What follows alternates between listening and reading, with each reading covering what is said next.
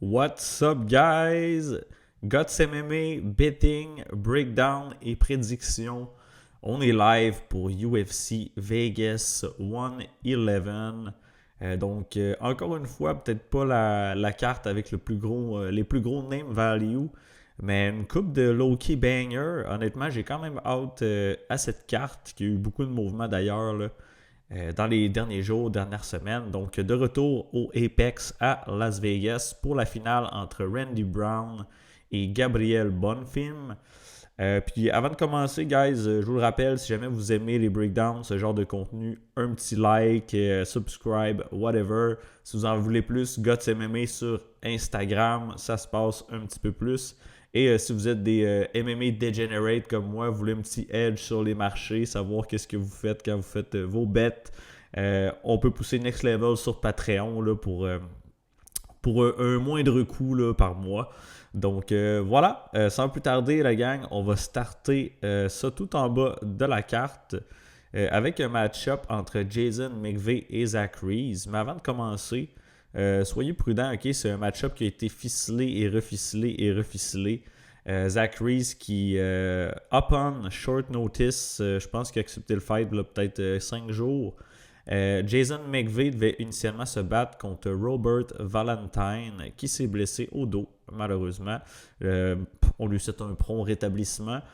Finalement, c'est Dante Johnson qui s'est battu la semaine dernière, qui a battu Cédric Doumas, qui devait remplacer quelques jours d'avis. Il y aurait eu 2 combats en une semaine pratiquement pour affronter McVeigh, mais finalement, il n'a pas été éclairé au niveau médical, si je ne me trompe pas. Et puis, finalement, ils ont trouvé un troisième adversaire pour Jason McVeigh en Zachary Reese. Vous le connaissez probablement. Son dernier combat était d'ailleurs contre Cédric Doumas. Et ça s'est terminé avec un nutshot brutal qui s'est avéré en no contest. Fait que bref, combat ficelé, dernière minute. Zach Reese qui est un favori assez gros. Je crois qu'il est dans les environs de moins 300. Si on regarde un petit peu le résumé, là, 6-1 pour McVeigh, 9-2 pour Zach Reese. 26 ans, donc très jeune. Ça fait, je pense, 2 ans-ish là, que McVeigh est sur le circuit professionnel en MMA. Fait qu'un bébé de la game. Du côté de Zach Reese, plus d'expérience. 9-2 chez les pros. Il y a déjà plusieurs combats au UFC, mais ses premiers combats amateurs montent à 2012, si je ne me trompe pas, 2013. Il a même affronté Kevin Holland pour son deuxième combat amateur en genre 2012. Fait qu'il a perdu par décision, mais pareil, c'est quand même un fun fact. Au niveau de la communauté, juste un pic, on ne va pas trop se fier à ça. Là. Mais sinon, ce qui est intéressant quand même, le gabarit, pratiquement identique, 6 pieds 4, 6 pieds 4, 77 pouces de reach là, pour les deux. Maintenant, écoutez, on va pas trop s'attarder sur ce combat-là. Même niveau bet, je trouve ça un peu trop volatile à mon goût. Peut-être un under ou un fight doesn't go to decision, ça peut être un angle intéressant, mais niveau des money lines, là, bof, ça me le tente pas trop. Donc 6-1 pour McVeigh. Il a fait son début, je pense que c'était short notice contre Bruno Ferreira. Il s'est fait sub au premier round, pas un super good look honnêtement. Puis écoutez, comme j'ai dit, il est jeune dans la game, mais il s'est jamais rendu au round 2. Toutes ses victoires sont au premier round, fait qu'il y a beaucoup de points d'interrogation sur lui. Pas nécessairement le combattant le plus athlétique. Je pense que contre du lower level, il peut être efficace, là. Mais contre du UFC level, je pense qu'il est peut-être pas rendu là, puis que c'est peut-être une entrée un petit peu trop tôt là, au niveau du UFC. Donc vous voyez là, sur la scène régionale, là, il s'est battu contre du 5-5, 2-5, 1-1, 7-13, 3-2. Fait que rien de très impressionnant. Premier gros step-up en compétition, puis il se fait sub au premier round par Bruno Ferreira. Fait que bref, pas convaincu qu'il est UFC ready. Puis de l'autre côté, eh bien, Zach Reese, pas nécessairement qu'il n'est pas UFC ready. Le gars est talentueux, il a un ground game dangereux. Même debout, il est plus sharp à mon avis, peut-être plus rapide, explosif. Son cardio, il est allé à une décision, 2 fois la décision, pardon, dont une récemment, c'était contre Dusko. Il a montré des belles choses dans ce combat-là. On a appris un petit peu plus sur lui. Je crois vraiment qu'il a l'avantage au niveau du striking. Si le combat s'extend, on sait qu'il est capable de push through un deuxième round, peut-être même un troisième. Finishing upside au sol, je pense que si ça va au niveau du jiu-jitsu, il y a tous les outils là, pour soumettre un Jason McVeigh vu ce qui s'est passé à son dernier combat. Donc bref, mon ligne, c'est clairement du côté de Zach Reese. Avec confiance, low à moyenne, l'aspect short notice, ça me dérange pas. Puis tu sais, Zach Reese s'est fait knocker 2 fois au premier round. Pas nécessairement par des... contre Azamat Bekaev, c'était du nasty ground and pound, on va se le dire. Mais on a vu Bekaev perdre de façon assez flagrante il n'y a pas si longtemps, fait que moyen. Puis la loss comme Cody Brundage, écoutez, ça age pas très bien. Faut lui donner, il était en train de locker un triangle choke assez serré. Cody Brundage qui le slam et instant knockout. Mais écoutez, Zach Reese pour le pick. Niveau bet, comme je vous dis, Moneyline, aucun intérêt. Un under 1.5, ça pourrait peut-être piquer mon intérêt quand les lignes vont sortir. Là. Mais il n'y a pas grand-chose sur les marchés encore, là, vu que ça a été ficelé dernière minute. Donc, Zach Reese pour le pick. J'aurais tendance à dire par finish. Quelle façon exactement? Ça, je ne suis pas certain.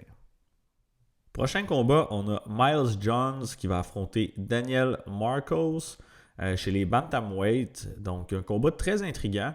Et honnêtement, c'est un des combats de la carte qu'il faut que je creuse encore un petit peu plus. Il me manque d'informations. J'ai de la misère à avoir un ligne clair, à avoir une idée claire du fight. Je crois que ça va être très compétitif, mais bref, je vous fais quand même un petit breakdown. Mais comme je vous dis, là, c'est vraiment pas un combat sur lequel j'ai un bon read actuellement. On a Miles Jones 15-4 et Daniel Marcos 17-1. Les deux ont une expérience décente au UFC. 31 ans, 32 ans. La grandeur identique sur papier, mais j'ai l'impression que Miles Jones est plus petit. Mais écoutez, c'est mon impression si ça le dit. Même la portée 69 pouces, 68 pouces, je croyais vraiment que Daniel Marcos allait être un petit peu plus grand et avoir un peu plus de reach. Au niveau de la communauté, gros pourcentage des gens qui sont sur Marcos. Niveau des odds, relativement serré. Marcos, moins 185, ouais, c'est relatif, on le dit. Et Miles Jones à plus 160, qui est le underdog. Je comprends un petit peu les cotes, mais honnêtement, je pense que ça va peut-être être plus serré que ça.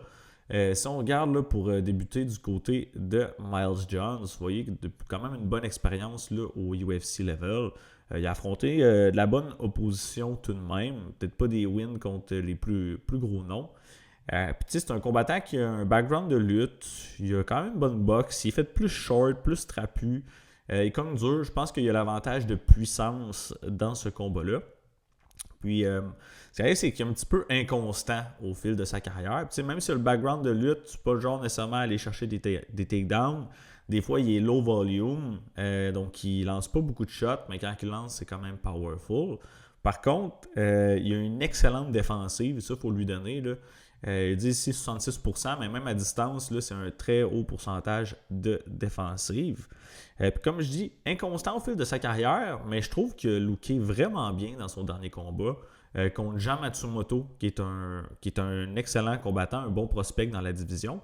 Comme je dis d'habitude, il ne sert pas trop de sa lutte, il est low volume, des choses que j'aime moins. Mais dans ce combat-là, vous voyez 83 significant strikes, c'est genre son carrière high.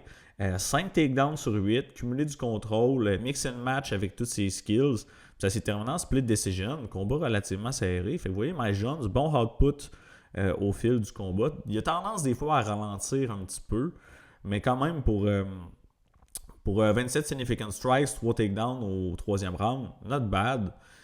Fait qu'il est capable de push through it. Je pense quand même que Daniel Marcos a un avantage au niveau là, du cardio, mais j'ai l'impression que Miles Jones, c'est un combattant qui pourrait surprendre dans ce combat-là.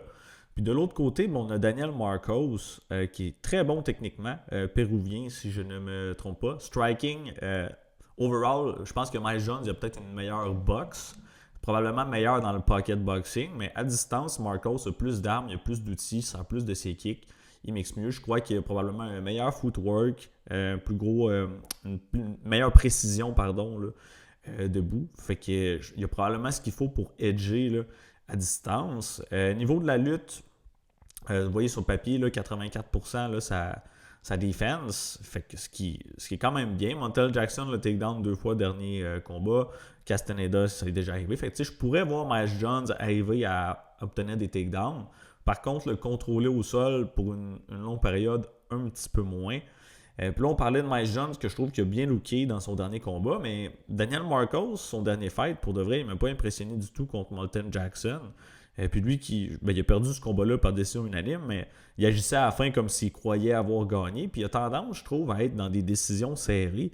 puis peut-être à combattre selon le pace puis le niveau de ses adversaires. Montel Jackson, qui est un très slow pace fighter, puis vous voyez là, le output de Marcos, là, 17 significant strikes sur 15 minutes, là, c'est très très bas. Contre Adrian Yanez, qui est plus un striker mobile, qui a beaucoup de volume d'ailleurs. Vous voyez, le 86, là, il a keep up de pace avec.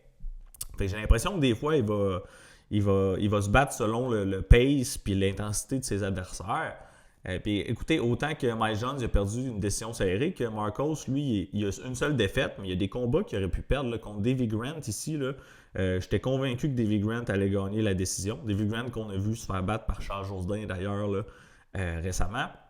Même chose contre Yanez, c'était serré, là, split decision. Fait qu'il a tendance à être dans des décisions serrées. C'est pour ça qu'en tant que favori, à moins 180, moins 200, je lui fais plus ou moins confiance. Donc, honnêtement, si je dois prendre un pure pick en ce moment, j'aurais tendance à aller Marcos par décision. Pourquoi je pense qu'il va peut-être avoir un petit peu plus d'activité si Miles John arrive et qu'il combat à un slow pace. Mais si Miles Jones il arrive un peu comme dans le combat de John Matsumoto, gros volume, il met de la pression, push le pace, il mixe le takedown, il pourrait edger là, sur la carte des juges définitivement. Fait que pas un ligne super confiant, mais pour le moment, je vais sider du côté de Daniel Marcos. Prochain combat, on a Teshia Pennington qui va affronter Denise Gomez. Combat chez les 115 livres, si je ne me trompe pas. On a Gomez favorite à moins 225 sur Tapology, on va aller vérifier. Là. Et Pennington, la underdog, 15-7 pour Pennington, 11-3 pour Gomez. 25 ans, un bébé dans la game versus 36 ans pour Pennington. 5-2, 5-1, 63 pouces, 60.5 pouces. Puis quelque chose de... Un fact à considérer, c'est que Denise Gomez, habituellement, c'est toujours la plus petite combattante. Elle est plus short, il faut qu'elle coupe le range, il faut qu'elle rentre avec des bombes. Puis cette fois-ci, c'est elle la plus grande, c'est elle qui a le plus de portée. Fait que, turns out, j'ai hâte de voir comment ce facteur-là va jouer là, dans le fight. Communauté un peu plus du côté de Gomez. Puis si on regarde un petit peu leur expérience, les deux ils ont quand même un bon UFC pedigree, on va le dire comme ça. Là. Pennington qui a changé son nom, c'était Teshia Torres avant, si je ne me trompe pas. Mais là, elle a adopté le nom de sa conjointe Raquel Pennington, que vous connaissez probablement. Donc, on voit ici là, une combattante qui a tendance à aller beaucoup à la décision. Vous voyez, une win par finish ici, une win par finish là. Contre Sam Hughes, c'est une win qui age well. Mais c'est pas mal tout sinon. Là, donc, combattante 13-7 au niveau des décisions. Fait, quand même un petit edge en général. Dernière performance bien contre Luana Pinheiro, mais honnêtement, Pinheiro, je la rate pas tant que ça dans la division. Elle a affronté le Ghost de Carla Esparza. Je crois qu'elle avait pris du temps off là, par après. Là, elle a eu un en face, si je ne me trompe pas. Je ne me souviens plus si c'était ici ou ici. Mais elle a pris un break quelque part. Donc, combattante complète. Bon volume de bouche. J'y donne clairement là, l'avantage d'activité, on va dire, là, dans ce combat-là. Probablement un peu plus rapide, un peu plus de footwork. Mais du côté de Gomez, pour les 115 livres, son attribut principal, à mon avis, c'est son power. Donc, à pack à punch, elle peut cogner très dur. Quand même sur une belle petite séquence là, de 3 victoires. Elle a eu du on and off aussi. Voilà, vous voyez, elle a perdu contre Lokobume. Angela Hill également. Mais sinon, quand même, des victoires décentes. Contre Kowalkiewicz, qui est une vétérante, mais qui n'est plus dans son prime, c'est sûr. Elise Reed, honnêtement, je ne la rate pas trop. Eduarda Moura, ça, c'est une belle victoire, là, qui est une grosse combattante quand elle était à 115 livres. Elle a monté à 125 d'ailleurs, si je ne me trompe pas. Là. Mais une combattante très physique, puis elle s'est fait takedown à maintes reprises. Mais vous voyez, elle a réussi à dealer avec, aller chercher le nod aux yeux des juges. Tout de même, décision partagée, là, ça reste serré. Donc bref, comme je disais, Gomez, je crois qu'elle a plus de power, plus physique probablement. C'est drôle parce que, oui, Gomez, elle a tendance à se faire takedown, elle peut se faire contrôler un petit peu. Mais Pennington, même si elle a probablement l'avantage de lutte sur papier, c'est pas la genre de combattante à shooter beaucoup de takedowns. Vous voyez, elle en a 0.54 par 15 minutes en moyenne. Puis même sur ses essais, elle en essaie peut-être 4 à 5 par combat, mais son pourcentage de précision, vous le voyez, là, c'est très très low. Donc même si elle a réussi un takedown sur Gomez, Je pense pas qu'elle va réussir à la contrôler. Là. Si elle a réussi à sortir des takedowns contre Edward Damura, contre Angela Hill, etc., elle va être difficile à maintenir au sol. Fait que maintenant, debout, comment ça va se dérouler? Euh, je crois que Tesha Pennington a une très bonne défense aussi. On le voit 61%, mais je pense qu'à distance, c'est même supérieur. À mon avis, ça va être vraiment minute winner versus moment winner. Vous m'avez peut-être déjà entendu parler de ça, mais j'ai l'impression que Tesha Pennington, elle va peut-être gagner plus de minutes justement en étant plus mobile, en lançant plus de coups. Elle n'a pas une grosse puissance, mais tu sais, si elle place 5-6 coups pour 1 ou 2, ben, c'est clair que ça paraît aux yeux des juges. Mais je pense que Gomez pourrait edger justement avec son power. Fait que même si elle se fait outstrike, si elle arrive à placer une grosse bombe par-ci par-là qui a de l'impact, qui fait du dégât visible sur Tesha Pennington, ben c'est clair qu'elle va être capable d'aller edger les rounds. Donc, est-ce que Gomez va réussir à aller voler assez plusieurs gros moments, assez pour voler les rounds? J'aurais tendance à dire oui, mais écoutez, c'est un combat extrêmement volatile à mon avis. J'aime pas les odds. Si on regarde ici, vous voyez le Gomez à moins 180. Honnêtement, je pense que ça devrait être beaucoup plus serré que ça. Fait que oui, il y a une belle value sur la line de Torres. Mais je ne fais pas non plus trop confiance. Tu sais, Torres, quand même, à 36 ans, elle va finir par ralentir. C'est un produit final. On sait qu'est-ce qu'elle va amener sur la table. Tandis que Gomez, très jeune, 25 ans, c'est ça, 25 ans. Tu sais, elle a beaucoup de place au progrès. Elle s'entraîne avec une bonne équipe. Elle va improve d'un fight à l'autre. Fait que je crois qu'elle va sûrement être capable de edger dans ce combat-là. Mais honnêtement, j'imagine que ça va aller à la décision plus souvent qu'autrement. Et j'imagine que ça va être serré. Donc, c'est le même que je vois ça. Côté Moneyline, j'ai aucun intérêt pour aucune des deux. Mon pure pick, ça va être Gomez par decision. En termes de paris, justement, Fight Goes to Decision, je pense que c'est un bon parlay piece. Je vais peut-être l'avoir dans un ticket, 2 à voir. Mais outre ça, il n'y a pas trop d'angles qui m'intéressent. Peut-être dans les Fantasy Points, les Significant Strikes, je vais regarder quand les lignes sortent. Mais on s'en tient là pour ce combat-là. Prochain fight, on a Josh O'Kitt qui affronte Max Gimenez. J'avais oublié qui était Josh O'Kitt, mais Maxime me l'a rappelé à décision partagée dimanche dernier. Josh O'Kitt qui s'est battu à Dana White Contender Series un peu plus tôt cet été. On le compare, il y a beaucoup de gens qui le comparent là, à Colby Covington, mais chez les heavyweights, donc un All-American guy avec une grande gueule. Fait que bref, honnêtement, personnage intéressant, il fait du bruit. Façon d'attirer l'attention, marketable par le UFC probablement. Donc si on regarde un petit peu 6-0, UFC level 6-1 pour Max Gimenez. 32 ans, ok, c'est ça que je pensais.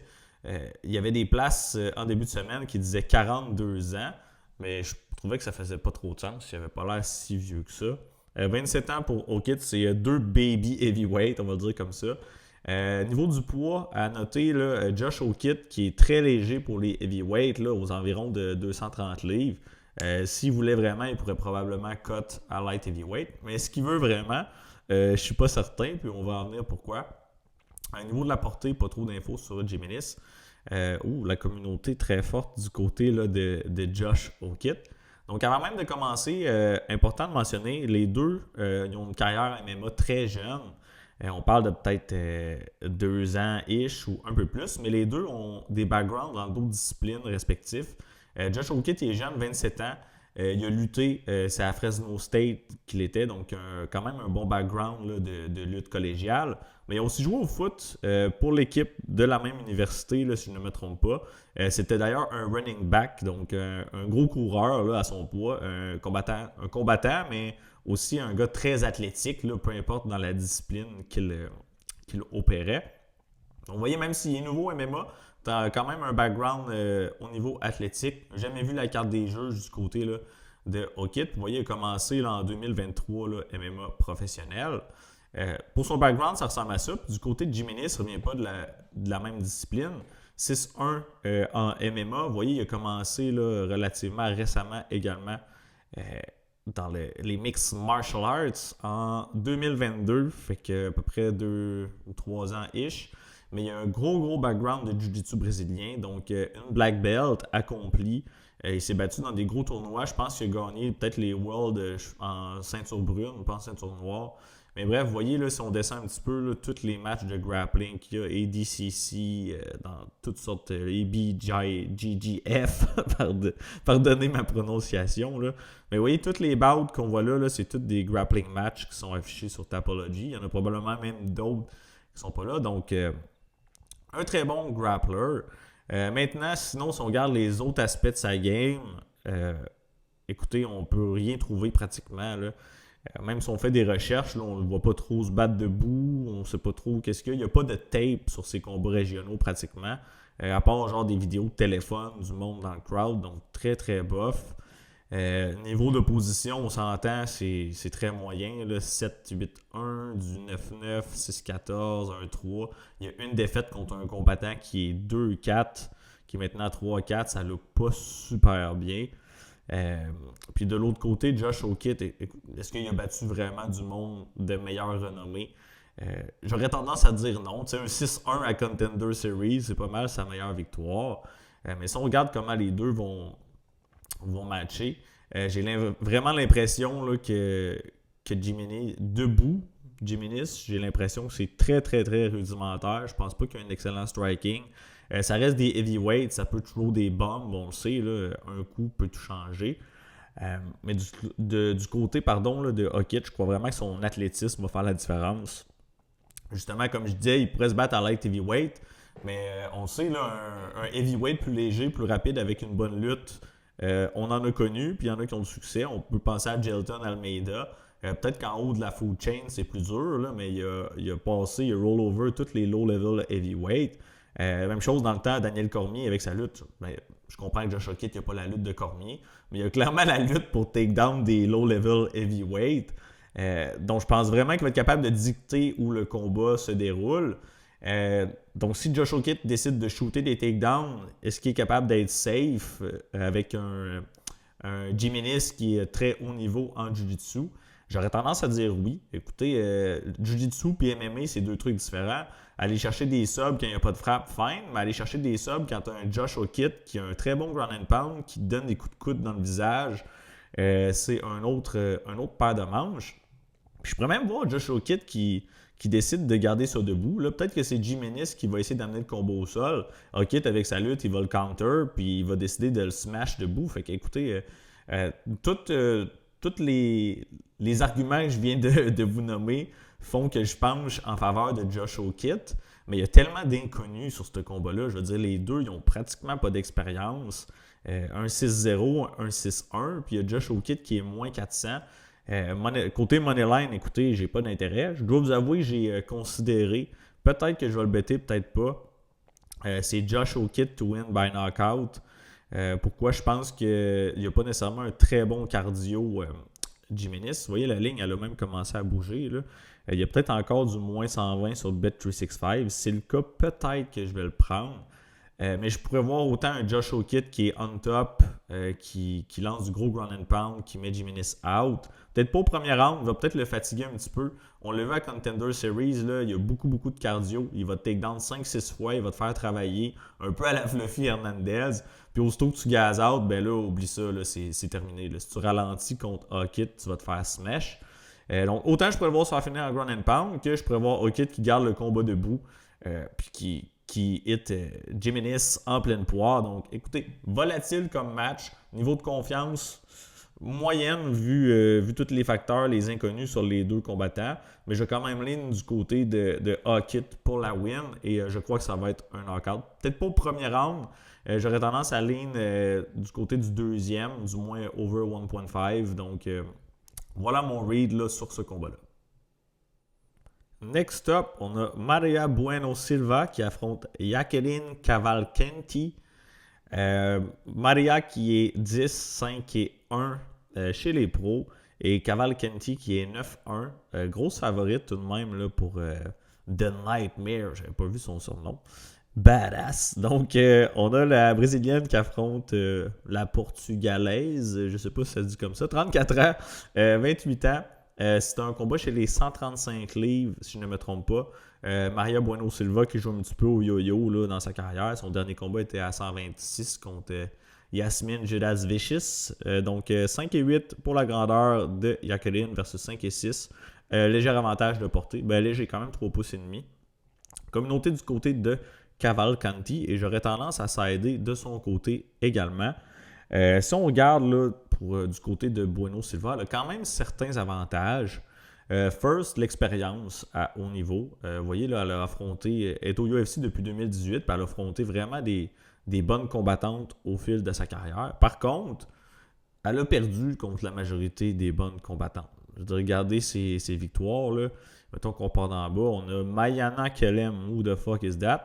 Gillian Robertson, belle victoire. Ça, il faut lui donner. Ça age well, mais je crois que Gillian, elle s'est vraiment améliorée là, depuis 2018.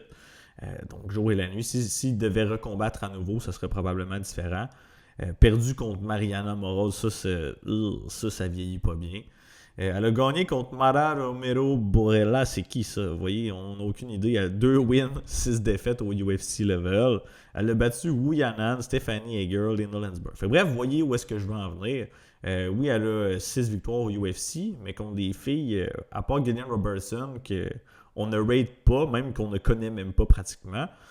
Sinon, ses défaites, Maria Moroz, ça, c'est pas très bon. Si on a un match là. Manon Fiorot, fine, ok, passe.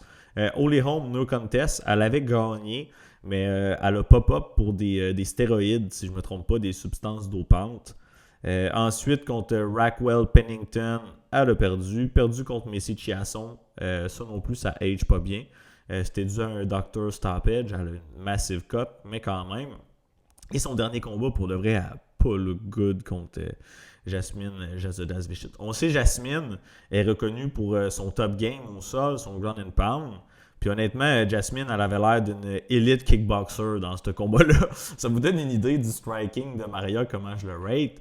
Puis en fait, c'est pas nécessairement que son striking est mauvais. Elle a quand même de la puissance, il faut lui donner là, pour la division. Donc, elle a un certain pop dans ses frappes. Mais un petit peu plus lente, elle bouge pas beaucoup, elle n'est pas très mobile. Elle cogne fort parce qu'elle est bien groundée au sol, souvent justement, puis elle se déplace très très peu. Pas de mouvement de tête pratiquement. Puis elle a tendance à ralentir beaucoup. Donc, première round quand même dangereuse, mais si debout au 2-3e round, là, elle va soigner des gros shots un petit peu plus prévisibles. Dans le clinch, elle a quand même des atouts. Elle a des bons genoux, des bons coudes, là, close range là, au niveau du corps à corps. Mais bref, sinon, son striking, bof, est reconnu pour avoir est agressive avec les subs. Ça, il faut lui donner. Là. Elle tente beaucoup de soumissions quand le combat va sur le tatami. Elle a d'ailleurs eu sa black belt, je pense, en Jiu la semaine dernière. Là. Tout de même, félicitations, Maria Bueno. Mais elle n'a pas une bonne lutte. Vous voyez, là, 0.57 takedown là, par 15 minutes. T'sais, même si on va voir dans ses tables, on peut dire un petit shout-out à Uncle Weezy là, pour les stats stab comme à l'habitude. Là. Mais Maria Bueno Silva qui ne shoot pas énormément de takedown. Vous voyez là, est-ce que vous voyez bien? Je pense que oui. Là. Mais elle shoot en général 1.9 takedown par 15 minutes. Puis elle a une précision de 29.4%, ce qui est très très bas là, comparativement aux averages. Puis même quand le combat va au sol, elle contrôle seulement 27.1% là, des échanges. Fait, écoutez, oui, elle est bonne au sol, elle est agressive, mais elle n'est pas bonne pour amener le combat au sol. Puis même souvent, elle se ramasse on bottom, où est-ce que, oui, elle attend des soumissions de son back, mais reste qu'elle se fait contrôler, là, qu'elle perd des minutes. Maintenant, dernière chose à pointer du côté de Silva, on l'a dit, elle a pop-off pour les substances dopantes, puis honnêtement, je crois que c'est peut-être ça qui l'aidait dans cette petite séquence-ci, parce qu'elle ne look pas tant bien, là. Depuis. Rendue à 34 ans, elle est clairement sur une pente descendante. Je pense pas qu'elle va être plus primée qu'elle l'a été justement sur sa séquence de 3 wins ici. Fait qu'écoutez, je la rate pas super high. Du côté de Jacqueline, oui, je la favorise pour gagner le combat, mais à moins de 250 par contre, vous voyez, ça a changé un petit peu, moins 2,36, ça a redescendu un tout petit peu, mais pareil. Elle saute 4 victoires d'affilée au UFC level, mais pas contre nécessairement des grosses oppositions. Elle s'est fait takedown contre Nora Cornole. Par contre, il faut lui donner, elle s'est fait full mount pratiquement instantanément, ce qui n'est pas un good look. Si elle se fait full mount par Maria Bueno Silva, ça ne sera pas comme contre Nora Cornole. Là, elle a réussi à la reverse, à se relever. Mais Cornole, qui est plus reconnue pour être une kickboxer, Split decision serré, mais je lui donnais, là, elle a même wobble Connell au deuxième round, elle a stun solide, fait que tout de même un bon petit pop dans ses mains. Mais si on parle de son style, une striker à distance, elle manage bien justement le range, elle bouge la tête, elle feinte, elle a un gros volume. Mobile, c'est sûr que dans la petite cage au Apex, peut-être que Maria pourrait couper le range un peu plus facilement. Mais pour vrai, si c'est un 15 minutes kickboxing match, là, Maria Bueno, elle va se faire piece de fuck up. Il faut qu'elle essaye d'amener le combo au sol. Est-ce qu'elle va réussir? Je ne sais pas. 84% de takedown defense pour Maria. Oui, elle s'est pas battue contre des grosses lutteuses ou des grosses grapplers, mais je veux dire, Maria Bueno Silva, c'est pas une lutteuse. Okay? Elle a pas des bons takedowns. On va lui donner. On va se dire les vraies choses. Là. Mais si ça se ramasse au sol, elle pourrait trouver une sub. Mais honnêtement, j'ai de la misère là, à voir ce scénario-là arriver à high clip. Fait que clairement que je vais lean du côté de Cornolé. Pas Cornolé, pardon, Cavalcanti. Mais les odds à moins 240, disgusting. On peut pas bêter son moneyline.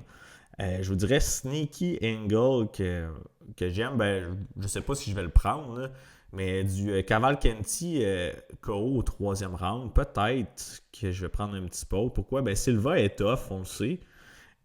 Mais on l'a vraiment vu régresser dans ses derniers combats contre Jasmine, whatever. Elle se plaint à l'arbitre, elle est plus là, elle gaz out, elle manque de cardio. Fait que si Jacqueline elle push un gros pace, on pourrait voir une espèce de standing TKO par accumulation. Je pense que la cote est à plus 3000 justement. Fait que peut-être que je vais prendre un tout petit poke là-dessus. Mais sinon, côté moneyline, ça ne m'intéresse pas. Fait que bref, Cavalcanti, c'est mon pick. Je vais dire officiellement décision, mais il y a des petits sneaky angles qui m'intéressent. Là. Fait que voilà pour ce duel. Next, on a Jamal Hammers qui va affronter Hyder Amil. Honnêtement, je pense que ça va être un bon fight. Mon feeling, c'est qu'il y a un des deux qui va hit the floor. Mais écoutez, on en parle dans un instant. On a 21-8 du côté de Hammers, 11-1 du côté de Hamil. Les odds très serrés, ce qui fait du sens à mon avis. 36 ans, 35 ans, 5 et 9, 5 et 10, avantage de portée pour Hammers. Par contre, la communauté, je n'avais pas vu, là, mais all the way over Hamil. Si on regarde les cotes, y a-t-il un mouvement? D'ailleurs, j'ai pas écouté la pesée, mais je pense qu'elle a été faite au moment où on se parle. Fait que des fois, ça crée des petits line movements. Hamil qui est rendu un léger là, favori. Donc, écoutez, si on commence du côté de Hyder Hamil, un style très fan favorite. Il a commencé sa carrière MMA sur le tard un petit peu. Donc, même s'il a 35 ans, il n'y a pas nécessairement beaucoup de millage. Mais je pense que le millage commence à se cumuler de façon assez rapide. Là. J'explique, Hyder Hamil, c'est un striker principalement, peut des fois mixer un petit peu de lutte par-ci par-là. Mais c'est un gars qui va être dans le range du pocket boxing, gros volume. Par contre, défensive, donc autant il y a un gros output, il y a une bonne précision qu'il y a une défensive de merde. Il veut être dans le red zone, yellow red zone, unleash les punch. Écoutez, c'est Win Contender Series, on va passer celle-là aussi. John Young Lee, en 1 minute, 42 coups significatifs. Si vous voulez voir un barn burner, un sprint, allez écouter ce combat-là. C'est juste les deux là, dans le pocket qui swing des bombes pendant 1 minute. Vous voyez, c'est Hyder Hamil qui a eu le déçu là, définitivement. Mais tu sais, aucune défensive, ça fait juste swinger gauche à droite, ça essaie d'éteindre l'autre. C'est divertissant, mais c'est pas super technique. Contre William Gomis, a gagné la décision partagée. Je l'ai réécouté, j'avais tendance à aller du côté de Gomis, mais écoutez, il y a des arguments pour les deux. Oui, 115 coups significatifs, un takedown. Je crois que Gomis, justement, il y a l'avantage à distance, les courts moments que ça se passe à une distance un peu plus longue. Aussi dans le clinch, je pense que c'est là que Gomis avait un avantage. Les deux sont connectés solides à plusieurs reprises. High pace fight, pour de vrai, c'est un très bon combat. Mais encore une fois, Hamil qui show beaucoup de flaws défensivement là, dans ce combat-là. Donc, oui, il pousse, mais tout le temps exposé. Puis c'est ce qui m'avait fait pencher pour Delgado dans ce combat-là. J'avais d'ailleurs Delgado by knockout. J'avais Delgado dans le Cycle Parlay. On l'avait eu. Fait que bref, je m'étais dit Delgado, c'est un dog aussi. Mais il a des bons genoux up the middle. Il est dangereux. Il cogne dur. Hyder Hamil, même s'il a un bon pace, un bon volume, puis qui est reconnu pour être très durable, il s'était jamais fait finir. Il avait même d'ailleurs jamais perdu. il ne pourra pas se fier sur son chin tout le long de sa carrière. Puis je pense vraiment que ça a déjà commencé à dégrader. Puis on l'a vu. Il s'est fait knocker en 26 secondes par un genou. Oui, il était prêt à se relever, à continuer, mais je veux dire, c'est un TKO qui faisait du sens, là, à mon avis. Je crois vraiment que son chin, il ne va pas aller en s'améliorant, là, vu déjà toutes les shots qu'il a mangées.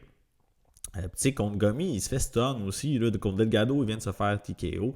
Donc, oui, tu peux pas te fier sur ton menton là, éternellement. Puis du côté de Emmers, c'est un combattant très talentueux, honnêtement, quand même complet. Un petit peu plus d'expérience au UFC, mais vous voyez là, beaucoup d'inconstance. Win-loss, win-loss, win-loss. Ces 4 victoires sont contre du low level. Honnêtement, c'est vraiment pas des combattants que je rate high. Mettons Hamill, s'il se bat contre ces 4 gars-là, les 4 victoires, il passe au travers, c'est sûr. Par contre, ses défaites sont contre du high level. En 2018, on l'a vu la première fois à ce niveau-là contre Erosa, s'est fait knocker au deuxième round. Après ça, il a fait ses shits à la scène régionale. Il est revenu au UFC contre Giga Chikadze en 2020. C'est pas un facile asset, pardon, pour recommencer. Split decision. Honnêtement, j'ai réécouté le fight. Je penchais légèrement du côté de Emmers. Je peux comprendre les arguments. Capable de mixer sa lutte par moment, fatigue Giga puis il take over lentement. Contre Pat Sabatini, lookait bien. Écoutez, ça se ramasse au sol. Par contre, il se fait heel hook au premier round. Fait que ça lookait bien jusqu'à ce que ça look très bad. Jack Jenkins, un autre split decision contre un très bon fighter. Je l'ai réécouté. Je penchais du côté de Emmers encore une fois. Fait qu'il aurait peut-être pu avoir la win. Ça s'est pas avéré être le cas. Et puis contre Nate Landwehr, par contre, ça, c'est pas une super performance. Jamal Emmers qui stun Nate Landwehr en début de round, genre blessé. Ils n'ont pas scoré de knockdown, là, mais il l'a blessé hard. Il ne réussit pas à le finir. Peut-être une petite drop d'adrénaline après avoir essayé fort. Finalement, Landwehr qui revient. Dirty boxing dans le clinch, puis qui knock out Emmers à la fin du premier round. Donc, not a good look. Et puis contre Miranda, il est revenu dernier combat avec un KO au premier round. Autant que j'avais fade Hamill à son dernier combat contre Cash, que j'avais gagné ici pour Emmers knockout au premier round. Mais écoutez, je pense que ça va être très serré. Un peu comme Hyder Hamill et William Gomi. À distance, Emmers va avoir l'avantage. Il a une offensive beaucoup plus diversifiée, plus active avec ses kicks. Il génère quand même un bon pop dans ses mains. Donc, s'il est capable de garder sa distance, somehow, il va avoir l'avantage. Est-ce qu'il va réussir? Par contre, ça va être tough contre un Hyder Hamill qui fait juste avancer comme un train. Par contre, si ça se passe dans le clinch, je pense que Emmers a des chances. Emmers qui est dangereux avec ses genoux, avec ses coudes. Puis on a vu, Hamill, il s'est fait knocker par un genou close range. Il s'est fait blesser dans d'autres combats, entre autres par Gomi avec ça. Je pourrais voir Emmers le clipper close range avec un knee encore ou un coude. C'est sûr qu'ils vont avoir fait leur devoir puis qu'ils vont penser à cet aspect-là. Mais si Emmers n'est pas capable de garder ça loin à distance ou de vraiment closer au niveau du clinch, puis que ça se passe à une distance de boxe majoritairement, je pense que Hyder Hamill, il va put un pace puis un beating on him. Emmers, il va être très live au premier round. Avec le pace qu'Hamill va imposer, je pense qu'il va ralentir définitivement. Il n'y a pas l'avantage de cardio ici. Emmers s'est déjà fait knocker dans le passé, donc son chin est suspect. Il s'est fait soumettre aussi. Il a perdu de toutes les façons. Donc, à mon avis, Emmers est live pour trouver un gros shot, surtout early. Mais si ça s'extend, là, Hyder Hamill, il va le massacrer, j'ai l'impression. Là. Peut-être over 1.5 round, là, Hyder Hamill, il va take over. C'est vraiment mon feeling. Mais sinon, écoutez, mon pure pick, je pense que je vais sider du côté de Emmers. Écoutez, par son expérience, je l'ai dit un petit peu, là, oui, au UFC, là, mais si on parle de minutes, là, Hyder Hamill, qui est très jeune dans sa carrière, même s'il est vieux, il a 99 minutes chez les professionnels. Emmers qui a 294 minutes d'octogone. Je pense qu'il est plus technique debout, même s'il a un moins gros pace. Il a l'avantage d'expérience. Il a définitivement assez de pop dans ses mains pour crack Hamill, qui revient d'une défaite par KO au premier round, mine de rien. Donc, comment il va revenir de ça? Première défaite en carrière, première défaite par knockout, versus Emmers qui revient du low level, mais il revient de l'inverse, une grosse win par knockout au premier round. Mentalement, sont à deux spots différents, j'ai l'impression. Du moins jusqu'à preuve du contraire. Là. Fait que pour toutes ces raisons, je vais y aller avec Emmers, le underdog, comme pure pick. Probablement, s'il gagne, c'est par knockout, en fait, là. Mais très, très low confidence. OK? Donc, ça va être un très bon fight, mais mettez pas tout votre argent là-dessus. Je vous en conjure, s'il vous plaît. Prochain combat, on a Ricky Simmons versus Raoni Barcelos.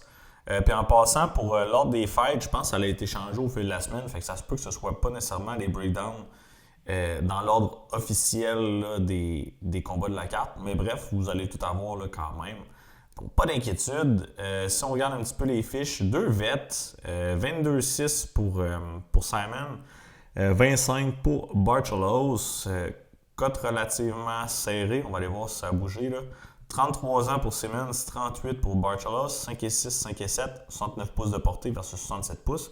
Donc j'aurais pensé que ça aurait été l'inverse pour la portée. Communauté du côté de Simmons, quand même de façon plus distincte. Si on regarde les odds, y a-t-il un petit line movement depuis? Simmons qui est quand même rendu à moins 100. Ok, ça vient de bouger. Moins 175. Si on commence du côté là, de Simmons, on le connaît, on l'a vu souvent. Il y a eu des bons moments, même on pensait que c'était peut-être fini pour lui. Finalement, il y a une petite résurgence là, depuis qu'il s'est teint les cheveux en blond. Non, c'est une blague, mais pareil, c'est vrai.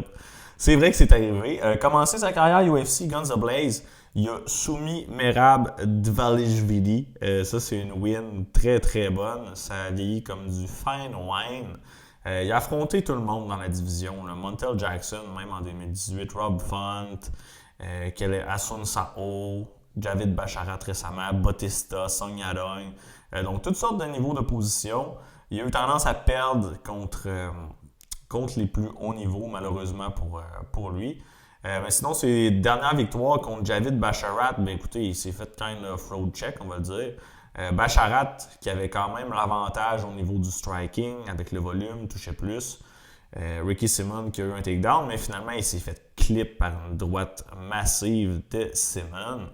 Même s'il n'est pas nécessairement reconnu pour être un striker élite. Il y a une bonne boxe, détrompez-vous, là, mais je parle striking général. Il est capable de pack a punch. Dernière performance comme Smotherman, écoutez, il a gagné par décision unanime, mais Smotherman qui n'est pas un très bon combattant, là, à mon avis. Un genre de plus low pace fight, des takedowns, du contrôle, pas une tonne d'échanges debout. Fait que moyen. Mais après ça, il avait eu un tough time là, contre Vinicius Oliveira. Même chose contre Bautista. Vous voyez les numbers. Là, il se fait double up au niveau des significant strikes là, dans ces combats-là. Commencer à accumuler du dégât. Un combattant qui peut, oui, avoir des knockdowns, mais qui peut se faire knockdown. Si on regarde au UFC level, Simmons qui a 5 knockdowns et qui s'est fait knockdown 4 fois. C'est un peu la même chose pour Barcelos. Là. Au UFC level, il y a 5 knockdowns, mais il s'est fait knockdown 2 fois. Donc les deux n'ont peut-être pas une énorme durabilité, à mon avis. Si on parle statistiquement parlant au niveau du striking, je crois que Barcelos a l'avantage. On peut aller voir nos petites tables ici rapidement. Shout out Weezy. Mais vous voyez le Barcelos qui a un plus gros output, qui a une meilleure précision là, au niveau du striking, que ce soit en général ou à distance. Donc Simmons qui a tendance à être low volume un petit peu. Et niveau défensif, les deux absorbent beaucoup, mais les deux ont une défensive semblable. Au niveau des knockdowns, on l'a dit. Intéressant, Simmons qui passe 65% de son temps d'octogone à distance et Raoni 69%, donc vraiment, vraiment semblable. Maintenant, si on regarde au niveau du grappling, je pense que Simmons il a une meilleure lutte. Pas que Barcelos a une mauvaise lutte, on va y revenir. Là. Vous voyez, 4.3 takedowns par 15 minutes sur 11 attempts, c'est énorme pour les standards de la division. Précision correcte, 39%. Mais Barcelos aussi aime ça, mixer les takedowns, surtout dernièrement, 2.3 par 15 minutes sur 7 attempts, précision un petit peu moins élevée. Les deux ont une très bonne takedown defense, vous voyez 85% pour Barcelos, 76% pour Simmons. Et la dernière chose au niveau du grappling, les deux ont tendance à gagner la majorité du control time. Donc Simmons, dans les échanges de grappling de clinch, qui gagne 91% du control time, 79% pour Barcelos. Donc, tout de même des stats semblables. Mais écoutez, si on a un match de lutte ici, c'est sûr que Simmons, il gagne. Et si les deux, ils font un combat de lutte. Mais dans cet affrontement-là, j'ai l'impression que Barcelos a l'avantage au niveau du jiu-jitsu. Je pense qu'il pourrait s'en servir au besoin pour annuler la lutte de Simmons. Dans le sens où, oui, il va probablement défendre des takedowns, Barcelos, mais s'il se fait amener au sol, il va pouvoir servir de son jiu-jitsu soit pour reverse ou soit créer des scrambles avec des subs à terme. Donc, je pense pas que Ricky Simmons va être capable de le maintenir nécessairement au sol sur des périodes prolongées. Oui, il y a beaucoup de takedowns, là, Ricky Simmons, mais il n'y a peut-être pas le top game, le contrôle le plus sharp de l'univers. Contre du low level, oui, mais contre Ronnie Barcella, ça va être très, très, très difficile. Barcelos qui est très fort physiquement, même pour son âge. Donc, écoutez, je ne vois pas Simon avoir énormément de succès là, au sol. Je pense qu'il va y avoir des takedowns, mais pour le contrôle, on y reviendra. Puis debout, écoutez, je pense que oui, un peu comme le dernier affrontement, on a parlé. Je pense que Simon, il a probablement une meilleure boxe, mais striking global, Barcelo, c'est meilleur à mon avis. Je crois qu'il y a beaucoup plus d'armes différentes, d'atouts, de variétés dans son sac à outils. Fait que je vois ça comme un combat serré. Je pense pas qu'un ou l'autre ait de finish. Ça se pourrait très bien. On l'a dit, là, les deux ils se sont fait craquer à maintes reprises, puis les deux sont capables de craquer. Fait que oui, ça se pourrait un finish. Mais d'après moi, on va avoir un genre de 15 minutes fight qui va beaucoup alterner entre les échanges à distance, le clinch, le cage pushing, des amenés au sol, des séquences de grappling, des scrambles. Je vois ça comme un 15 minutes serré. Puis je vais aller du côté de Barcelo. Je pense qu'il va être capable de edger, peut-être même une split decision. Je vais prendre le tag du underdog pour un 15 minutes serré dans ce combat-là. Deux vets, encore une fois, mais Barcelo, qui est sur une bonne petite séquence. Contre Cody Garbrandt, je veux dire, oui, il y a eu des moments il a reçu des bons coups, surtout au premier round. Mais finalement, il a réussi à edger la décision. Peyton Talbot, c'est une victoire qui vieillit bien. Honnêtement, je suis très high sur Talbot. Réussi à le dominer, le takedown à maintes reprises, même debout, meilleur nombre. Donc, écoutez, je vais s'aider du côté d'un autre underdog en Barcelos pour une décision serrée, mais pas nécessairement avec une confiance massive, là, encore une fois. Next up, on a un banger entre Marco Tullio et Christian Leroy Duncan. C'est clairement pas le fait que vous devez aller aux toilettes ou vous commander de la bouffe ou aller marcher votre chien. J'espère que vous allez être scotché devant votre télé pour ce combat-là parce que ça va brasser à mon avis. On a Marco Tullio contre Duncan. 14-1 Tullio, 12-2 pour Duncan. Tullio qui est un slight favorite, on y revoir si ça a bougé là, clairement. 31 ans pour Tullio, 30 ans pour Duncan. 6 pieds 6 pieds 2, l'avantage de portée pour Duncan à 79 pouces. Côté de la communauté, Tullio qui est quand même favori de façon assez claire. Avant de se lancer dans le breakdown, on va aller voir qu'est-ce qui se passe au niveau des codes. Donc Tullio qui est rendu un plus gros favori encore. Dire qu'il avait ouvert à Underdog. Ceux qui ont eu du plus 120 en ouverture de ligne, là, congrats. Très, très bon play ici. Donc, si on regarde un petit peu là, Tullio, son parcours, pour commencer, on avait oublié de changer ça. Marco Tullio. Donc, on l'a vu pour la première fois Contender Series 2023 contre Yusri Belgaroui. Dana White l'a pas signé, mais écoutez, quand on prend du recul sur ce combat-là, Belgaroui, qui est d'ailleurs un protégé de Glover et Pereira, il s'est battu avec Alex Pereira en kickboxing. C'est un très bon fighter. On l'a vu gagner en tant que gros underdog récemment contre Azamat Bekoev. Donc écoutez, c'est une victoire qui vieillit bien. Puis même si Tullio il est reconnu pour son activité, son volume, son high pace, je peux comprendre qu'il y a eu une approche peut-être un petit peu plus prudente contre un gars contre Belgaroui, qui est aussi un striker avec un massif avantage de portée, un peu à la Leroy Duncan. Donc oui, Duncan a plus de portée, mais si vous regardez les combats de Tullio, là, il y en a affronté d'autres, là, des grands qui ont plus de range. Donc revenu à Contender Series contre Mathieu Duclos, un Français d'ailleurs, peut-être que vous le connaissez, peut-être pas. Performance où Tullio il s'est fait clipper, il a reçu des gros shots, oui. Mais il push through, il semble avoir un bon chin honnêtement, il a justement un pace tellement élevé. Il trouve un beau knockout avec un spinning back kick au deuxième round. Contre Possieria, un peu dommage, il y a eu un fall. Je pense qu'il donne un coup de pied dans les couilles, là, puis là ils font une pause, puis il revient un peu après, puis il knockout Possieria, pauvre lui. Possieria qui se fait foul dans tous ses combats. Mais bref, beau knockout. Il drop. Il finit avec du ground and pound assez violent. Et son dernier combat contre Trijan Gore, qui n'est pas nécessairement un bon niveau de position, mais man, que c'est un beatdown atroce. Marco Tullio qui se fait quand même clip au premier round. Il reçoit un gros coup. Pas un knockdown officiellement, là, mais on voit qu'il se fait stun, il récupère bien. Puis regardez ça, le nombre, là, c'est assez fou. 2 knockdowns. Au premier round, 77 coups significatifs, 50 au premier. Je veux dire, il était tellement dans la zone. Quand que Marco Tulio est locked in, c'est un gars très, très dangereux. Il a une bonne vision, des bons réflexes, des bons counters, une bonne variété d'offensives. Il est comme dur. Il aime un peu des spin shit, les flashy moves, comme Duncan. Attendez-vous à ce qu'il fasse des hélicoptères et des 360 les deux dans ce combat-là. Mais bref, excellent striker Antulio. Si je ne me trompe pas, il vient de shoot au box, donc combattant un petit peu plus pesant que ce qu'ils produisent à l'habitude, mais beaucoup de potentiel là. À mon avis, très dangereux debout. Puis de l'autre côté, c'est un peu la même chose. On a un autre striker en Duncan. On l'a déjà vu mixer un tout petit peu le grappling par moment. Par contre, je dirais qu'il y a un peu moins de volume d'activité, moins de puissance. Puis il aime un petit peu trop les spin moves, justement, à mon goût. Là. Il fait beaucoup de flashy shit. Il switch souvent de stance. Puis oui, il y a des knockouts à sa fiche. Il y a des knockouts au UFC. Mais si vous regardez son Tapology, justement, il y a beaucoup de KO avec des spinning elbows, avec whatever. Tu sais, comme Eric Anders, son dernier combat. D'ailleurs, j'avais Christian Leroy Duncan par knockout.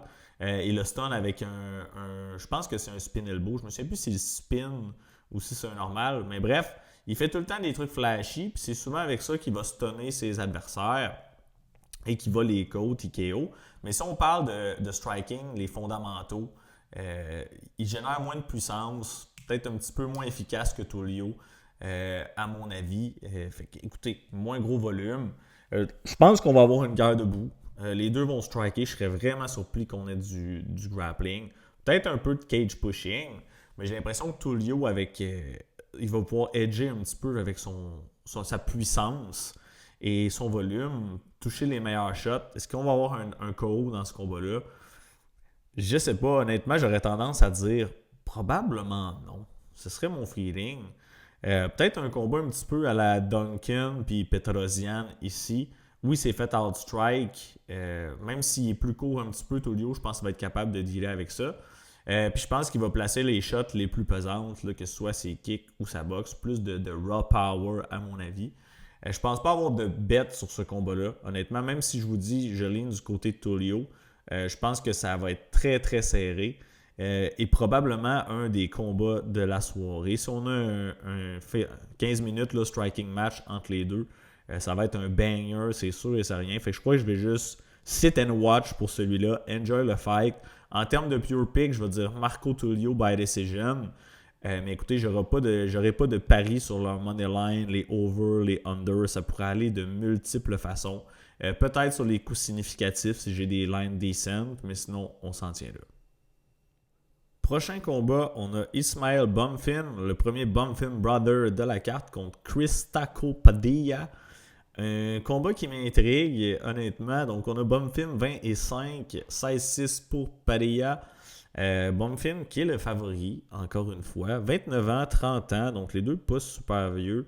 Grandeur 5,8, 5,9, quand même 3 pouces de plus de portée Padilla. Vous voyez, même la communauté qui favorise Padilla, ça, je suis quand même surpris. Puis honnêtement, je vais vous dire straightforward, Chris Padilla, c'est mon pick. J'ai un bet dessus.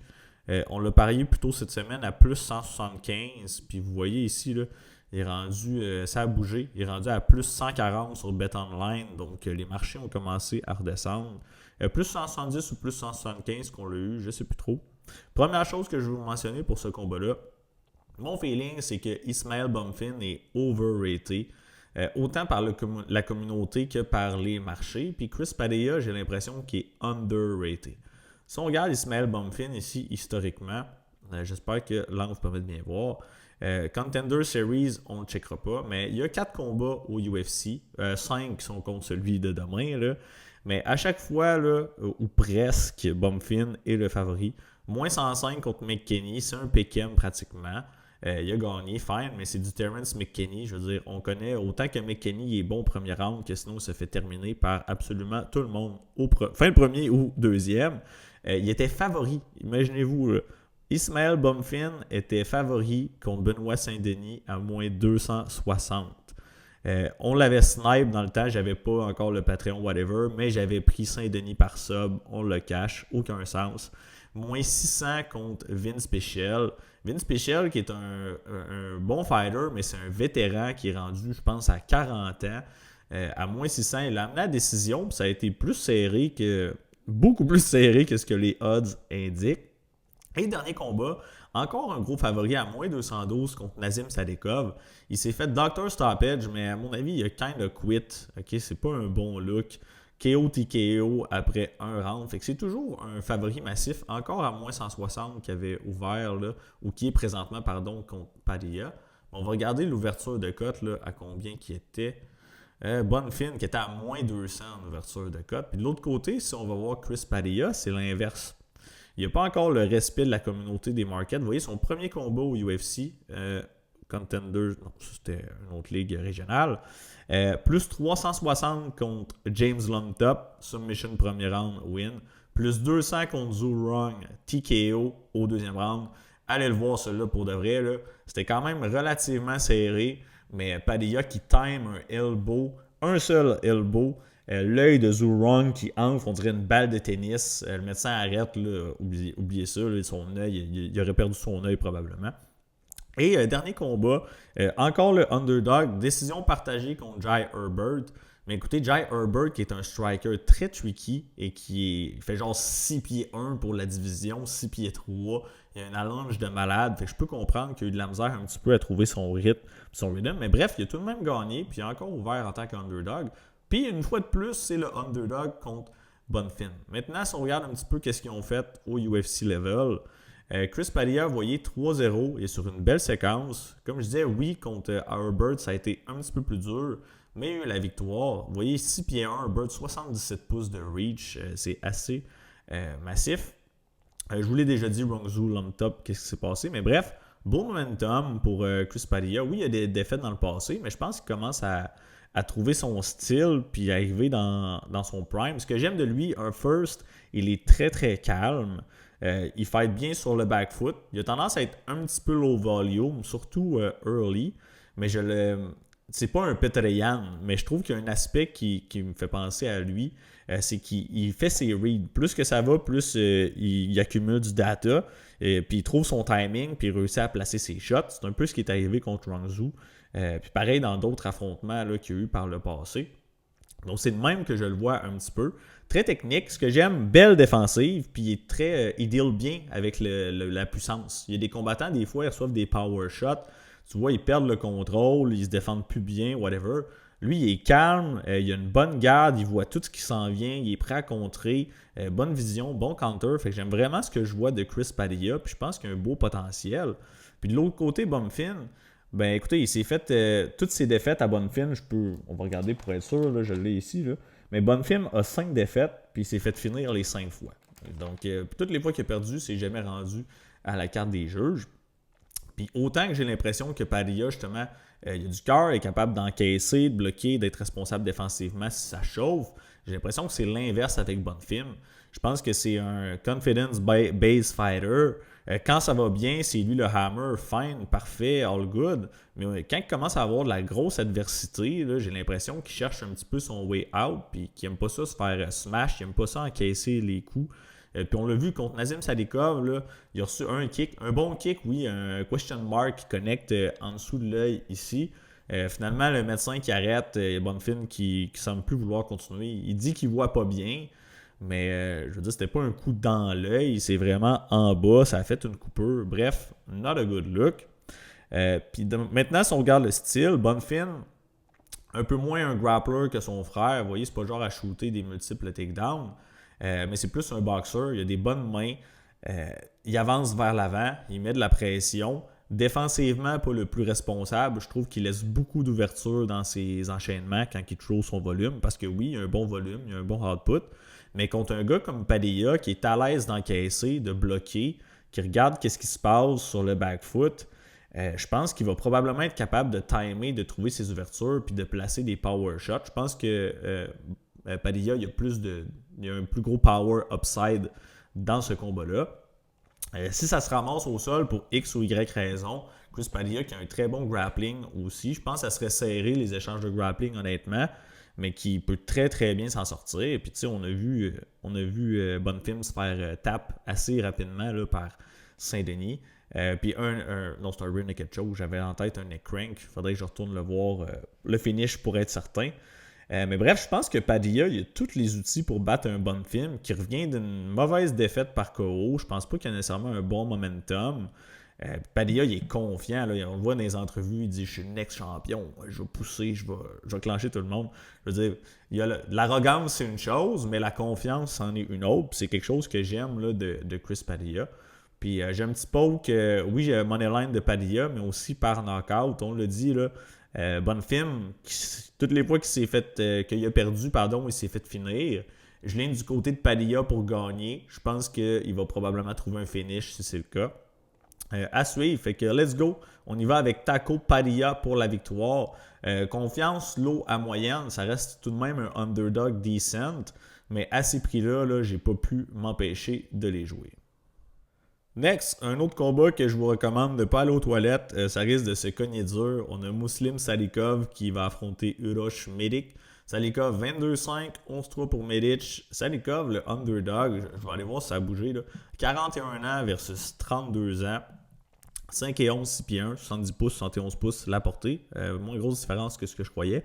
My God, Salikov qui est un gros favori de la communauté. Pourtant, les odds, c'est pas ça que ça reflète. Regardez si ça a bougé. Là. Salikov, ok, encore le underdog. On va pas s'éterniser sur ce combat-là. First, Eurosmetics, ce qui amène à la table, c'est le KO. C'est un bon striker tout de même, bonne technique. Mais vous voyez, il ne s'est jamais rendu à la décision. Il va pusher un pace, il va essayer d'aller chercher l'agression rapidement. Mais par contre, de l'autre côté, il y a des gros problèmes de durabilité. Donc, Rush Medics, autant qu'il peut mettre out pas mal n'importe qui s'est fait knockdown et KO là, à plusieurs reprises. Là. Donc, vous voyez, même si dans ses victoires, souvent, il a tendance à se faire knockdown. Il s'est fait knockdown par Smelsberger, par Soriano, il s'est fait KO et knockdown, ça va de soi.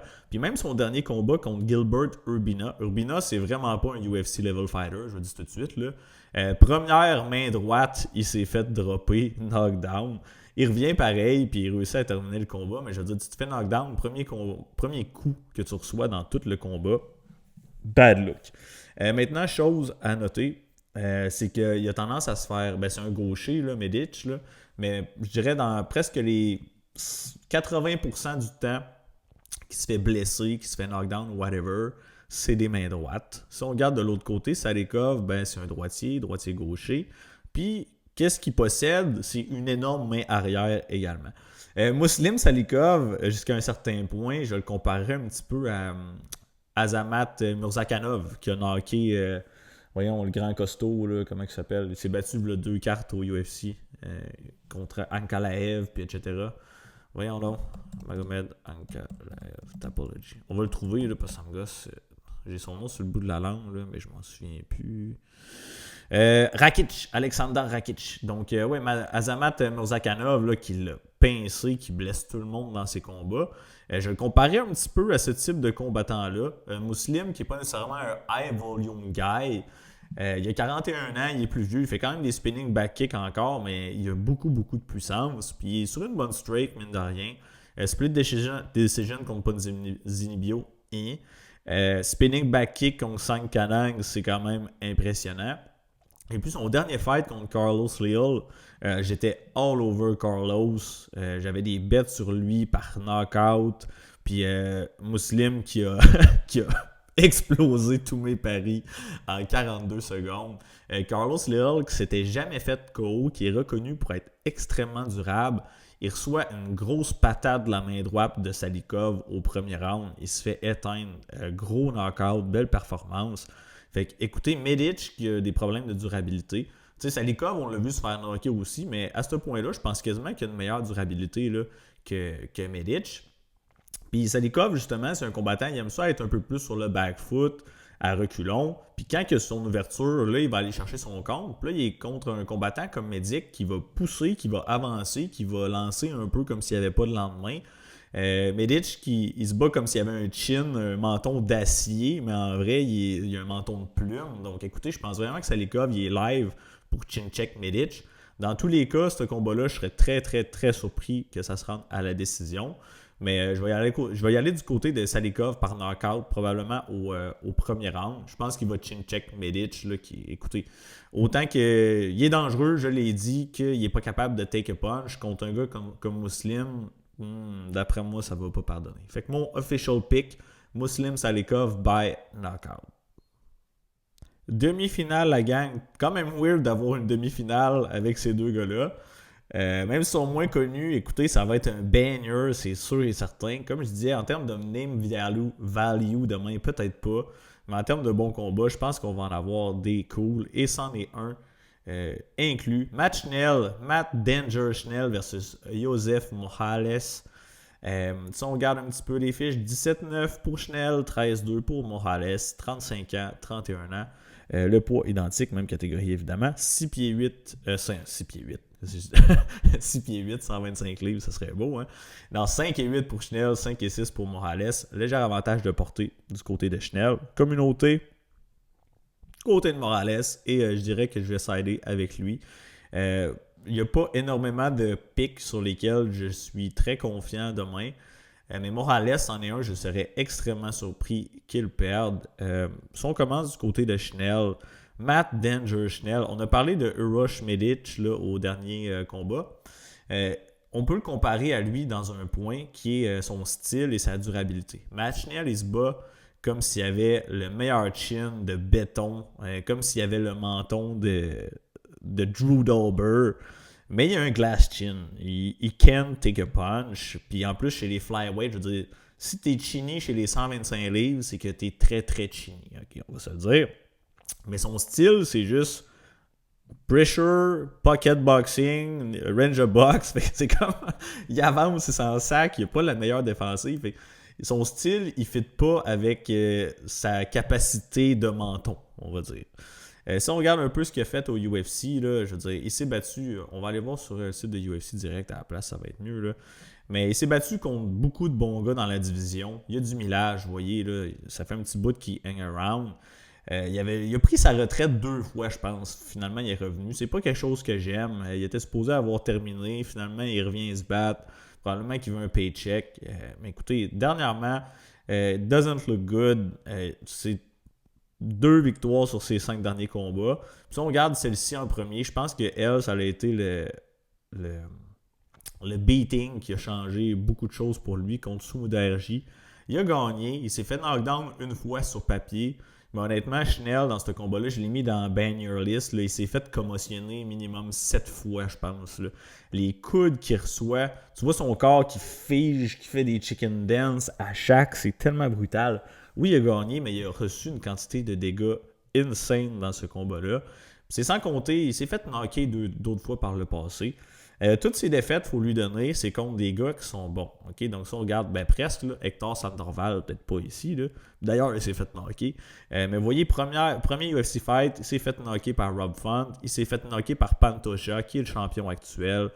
Overton, on passe. Il s'est fait sub par Brendan Royval, qui est excellent.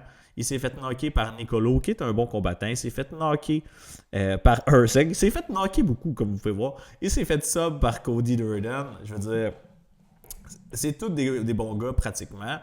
Ses victoires, eux, par contre, c'est pas nécessairement contre le super high level. On va pas se mentir. Mais à chaque fois qu'il perd Matt Schnell, il se fait terminer. Puis je pense pas que ça va être différent. Son dernier combat, une victoire contre Jimmy Flick. Jimmy Flick, par contre, qui est pas mal un one-trick pony. Là, Jimmy Flick, il n'a aucun striking. Il est agressif avec les sub-à-terme, ça, il faut le dire. Mais Matt Schnell, qui a tout de même un bon jiu-jitsu, qui a été en mesure là, de neutraliser les atomes de Flick. Puis l'autre chose, c'est que Flick il a un très mauvais cardio, donc il ralentit. Fait que Matt Schnell qui a réussi à emporter la décision. Fait que ça, c'est ça pour son parcours. Si on regarde du côté de Morales, c'est sa deuxième run au UFC. Il est rentré au UFC en 2017. Il a eu une belle sub. Ensuite, il s'est fait KO par Prime Davison Figueiredo. Okay, on peut lui donner un pass. Là, Figueiredo, à cette époque-là, c'était un animal. Après ça, il a perdu décision partagée contre Eric Shelton. Ça, honnêtement, c'est pas un good look. s'est fait amener au sol cette fois, quand même 4 subs à thème, c'est massif. Justement, ça m'amène là-dessus, regardez 2.9 subs à thème par 15 minutes, c'est énorme. Et là, Morales qui a fait ses shit sur la scène régionale, il est rentré au UFC par Ultimate Fighter. Donc, ça compte pas dans son record, mais si on va voir Joseph Morales, là, il y a des combats exhibition à Ultimate Fighter, puis il a battu, c'était pas mal les meilleurs de la maison, là, de ce que j'ai compris. Il en a soumis un, il a gagné une décision partagée contre l'autre. Puis il est arrivé en finale de Ultimate Fighter cet été, c'était la carte Duplessis-Shimaev. C'était un énorme underdog à plus 300-400. Finalement, il y a Rollover Idris, qui était justement favori pratiquement depuis le début pour gagner la saison de Ultimate Fighter. Puis non seulement il l'a battu en tant que underdog, mais il a explosé. Je veux dire, c'était one-side traffic. Aussitôt que ça commence, il pousse l'agression. Je pense que son striking, sa boxe est moins technique que Machinel, définitivement, mais il n'a pas peur de take a punch et d'avancer. Il chauffe des takedowns, puis vraiment, c'est son grappling. C'est là qu'il shine. Il y a tellement un jiu-jitsu créatif. Il hunt pour les subs sans arrêt. Puis le triangle choke, c'est Morales, il était dans le dos, si je ne me trompe pas. Finalement, il glisse, il se ramasse en dessous, puis il sécurise un triangle choke extrêmement serré en une fraction de seconde. Donc, excellent jiu-jitsu. Machinel, oui, il est bon au sol, mais je pense pas qu'il va être en mesure là, de rivaliser nécessairement avec Morales là, pour la totalité du combat. Puis Machinel, on l'a vu, il s'est fait sub à demi. Autant qu'un bon Jiu qui s'est fait soumettre là, vraiment souvent dans sa carrière. Oui, dans son official record, mais également, même, vous voyez, il y a un match de Jiu-Jitsu ici, il s'est fait sub. Il y en a-tu un... Il y a une exhibition, vous voyez, il est allé à Ultimate Fighter aussi en 2016. Il y a une autre défaite par soumission. Donc, je pense que c'est très, très live. Machinel qui se fait finir dans... Il y a une défaite par décision, on s'entend, là, tout le reste, c'est des finishes. Je pense pas qu'il y a la durabilité. Je pourrais même voir Morales qui clip un Machinel debout avec un gros overhand. OK, il stun, il tombe, puis un club and sub, pardon, là. Honnêtement, je pense que Morales, il le cover partout. Il est plus jeune, il est plus durable. Il est sur sa deuxième UFC run. Il est sur une grosse séquence. Il arrive dans son prime. Je veux dire, il avait comme 24 ans quand il a fait sa première run. Il n'était pas prêt. Là, il est rendu un produit un petit peu plus fini. Il est vraiment sur un uptrend. Je pense que son ceiling est high dans la division. Puis il y a un Machinel qui ressort de la retraite, qui bat un Jimmy Flick, puis qui, d'après moi, il veut juste un paycheck. Fait que je suis vraiment high sur Morales demain. Peut-être qu'il va perdre, on ne sait pas, c'est MMA, mais ça me surprendrait beaucoup. À moins, au début de la semaine, c'était vraiment moins pire, là, mais vous voyez, il est rendu à moins 455, c'est massif. On a sneaké un petit peu, je l'ai donné là, dans les en free bet, là, du Joseph Morales to win ITD. Vous voyez, il est rendu, il y a du moins 185, du moins 150. Je pense qu'on l'a eu à moins 110. Fait que ça fait tout à fait du sens. Et un petit peu de Morales by submission. On va regarder la ligne de quoi qu'il a l'air. On l'a eu à plus 200. Vous voyez, il est rendu à plus 125 sur BetOnline, qui est l'issue du combat la plus probable, à mon avis. Fait que Joseph Morales pour le pick. Et honnêtement, c'est le seul de la carte que je suis confiant. Et nous sommes rendus à la finale. On a Gabriel Bonfim qui affronte Randy Rude Boy Brown. Combat qui m'intrigue. J'ai hâte pour de vrai. Je crois que c'est un bon main event, un bon fight. Est-ce que c'est le main event de l'année? Non. Mais je veux dire, ça va être un bon combat, j'ai l'impression. Bonfim, 18-1. Shiny Record versus Rude Boy, 26. Le favori du côté de Bonfim, 28 ans versus 35 ans. C'est quand même fou là, l'expérience qu'il a pour son jeune âge. 6 pieds 1 versus 6 pieds 3, 72,5 pouces de range, 118 pouces. Donc, gros avantage du côté de Rude Boy. Je suis très surpris de voir ça ici. Je n'avais pas vu, là, mais Brown, qui est un gros favori de la communauté, pourtant, c'est un sizable underdog. Alors, on va aller voir les cotes, là, si ça a bougé. OK, Randy Brown qui est rendu à plus 146. Ça a vraiment bougé en sa faveur. Ça fait un petit peu plus de sens à mon avis. Là. Vous voyez, il est ouvert à plus 250. C'est quand même insane. Début de la semaine, il était à plus 160 là, les dernières fois que j'ai... Quand j'ai fait mon analyse, si j'étais pile fight, il était environ plus 160. Les prix qui se resserrent, ça fait un petit peu plus de sens à mon avis. Si on regarde rapidement Bonfim, un des Bonfim Brothers, j'ai l'impression qu'il est peut-être un petit peu overhype aussi. Je veux dire, il est très talentueux. Je pense qu'il est meilleur que son frère. Il a un ceiling beaucoup plus haut. En plus, il est jeune. Il y a beaucoup de place au progrès encore. Mais je pense que ce combat-là, ça devrait être un pick-em pratiquement 50-50. Si on regarde un peu son parcours, là, vous voyez, il est arrivé Guns Ablaze, 3 subs. Il a eu sa première défaite contre Nicolas Dalby. Dalby, qui est un combattant plus âgé, mais c'est un dog qui push un pace de fou, a réussi à fatiguer Bonfim. Oui, il s'est fait takedown, mais il se relève, il le fait travailler, il met la pression. Finalement, il brûle, puis au deuxième round, il va chercher là, le knockout, inflige la première défaite à Gabriel Bonfim. À ce moment-là, il y avait beaucoup de suspicions sur le cardio de Bonfim. Moi-même, je doutais, ce gars-là n'a pas de cardio, il ne peut pas faire 3 rounds. Pourquoi je dis ça? Ben, Gabriel Bonfim, là, on ne l'a pas regardé ici, je vais vous le montrer. Là. Mais vous voyez, là, il n'y avait pas de décision. Il y avait une décision en carrière depuis. Non, il n'y en avait même pas. Au moment où il s'est battu contre Ange Louza, il n'était jamais allé à la décision de toute sa carrière. Fait que je faisais partie de ceux qui doubtaient son cardio, qui ne pensaient pas qu'il pouvait se rendre à 15 minutes. Finalement, contre Ange Louza, non seulement il s'est rendu à la décision, mais il a poussé un gros pace, il s'est fait takedown, il s'est relevé. Vous voyez les coups significatifs, il en a placé 101 sur 225, c'est quand même un très gros output. Il y a eu des échanges de grappling à répétition, vous voyez, il a défendu 9 takedowns. Écoutez, il n'y a rien à dire là-dessus. Puis en plus, c'était un fight, si je ne me trompe pas, à Denver en élévation, c'est reconnu pour être encore plus dur sur le cardio, là, vous le savez probablement. Donc pour moi, je veux dire, le cardio issue, il a été check ici, du moins pour 3 rounds. Après ça, il revient soumet Chaos Williams, très bon comeback. Dernier combat contre Stephen Thompson. Honnêtement, je pensais que Thompson avait gagné. Je ne suis pas le seul dans la communauté qui a ce feeling-là, split decision. Puis écoutez, split decision, oui, il y a un argument, mais je pense vraiment que Thompson avait un edge là, de ce côté-là.